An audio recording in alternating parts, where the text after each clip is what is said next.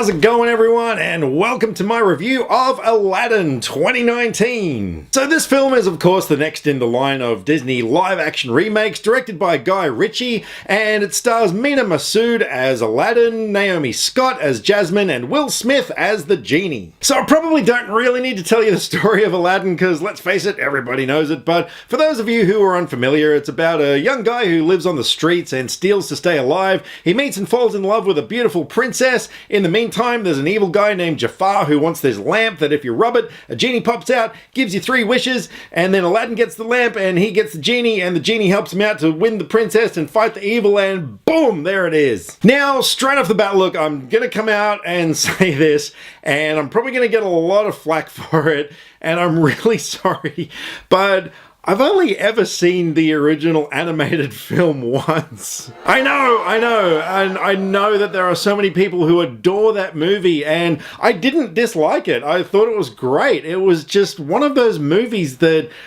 I just never got around to seeing again. So going into this one, I can't really compare it to the original, and so I think my review is actually going to be kind of unique because a lot of the reviews for this film that I've been seeing, they're solely comparing it to the original animated film and therefore nitpicking it and really heavily criticizing the film based on that comparison. But look, for me, going into this with, a different perspective, I loved it. I had so much fun with this film. For starters, I thought the cast was great. I thought Mena Massoud and Naomi Scott, the chemistry between those two was absolutely great. And it was really essential that it was there in order to propel the story along and really, make you feel something for these characters. I thought Will Smith's genie was absolutely fantastic. Again, I know a lot of people are comparing him to Robin Williams.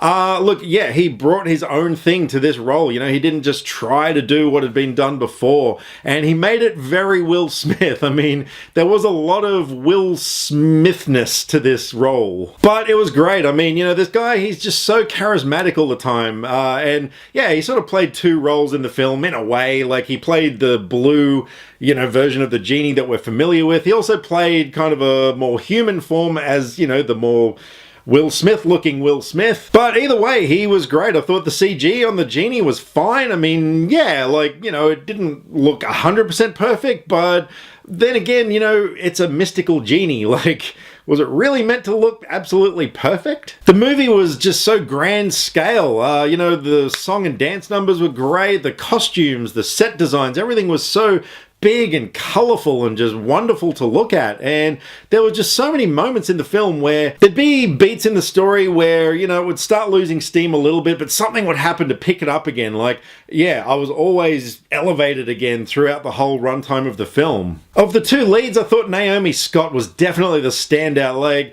Mena was really good as Aladdin. He, brought to the role this kind of boyish charm and naive innocence. But Naomi, yeah, she really stole the show.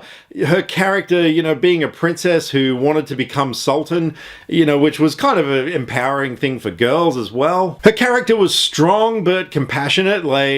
She did have this kind of vulnerability to her, and yeah, her singing was absolutely amazing. One song in particular, which man, I had shivers. I thought she was absolutely brilliant. She sang with so much conviction. You really believed her emotions. But while I had lots of fun with it, yeah, there were a few things that let it down just a little bit for me. For starters, the guy who played Jafar, Marwan Kenzari, I believe his name is, what the heck? This guy was really not menacing at all. He was very much a watered down version of Jafar. I really thought they could have done something so much better with him, and having reminded myself of clips of Jafar from the animation, which I'm trying not to compare them, but yeah, something like that was so much better. There was a character in this version named Hakim who was the sort of chief soldier, and I thought he looked so much more, evil. He had the big eyebrows and the pointy nose, and he just kind of had that look, whereas, yeah, this other guy, not so much. While the movie looked really good, I thought the special effects did let it down a little bit here and there. There were some scenes that were very obviously shot in a studio. You could tell that it was blue or green screen.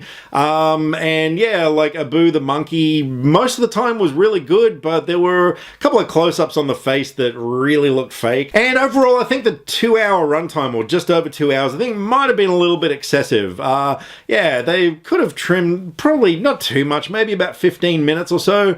Yeah, not that I was bored at any point, but I did feel it could have been a little bit briefer. But look, aside from those, minor criticisms, yeah, this movie is so much fun. It is a joy to watch. It's a great story, a timeless classic, great performances, wonderful songs, bright colors, lots of things going on, and I'm going to give Aladdin 2019 an 8.5 out of 10.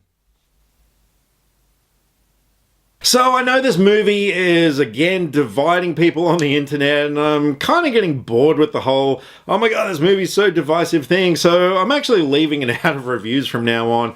Like, yeah, there's just no need for it. Because I don't care. I went in and I liked it, and I had a good time, and I would definitely watch it again, definitely own it on Blu-ray when it comes out, and I would love to know what you guys thought of Aladdin.